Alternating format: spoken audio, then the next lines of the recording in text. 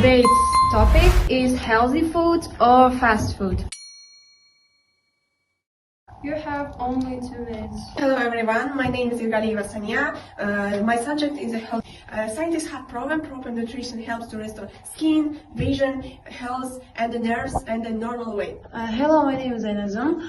Today I will speak unhealthy foods, no junk foods, sweets and carbonated drinks. Hello everyone, I'm Rahman.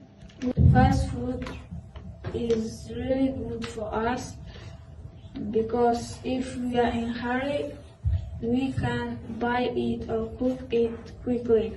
Gourmet and the person is alert. I agree because the healthy foods are not sweets. Fast food, and especially, for example, I can see the famous blogger Nick, who shoots mukbang and eats fast food every day. He has his degree of obesity. Sometimes it is difficult for him to even breathe. Fast food is the best option. Unhealthy for our body and organism. Pizzeria caves where customers are given remains. The next speaker. Healthy food diet many people.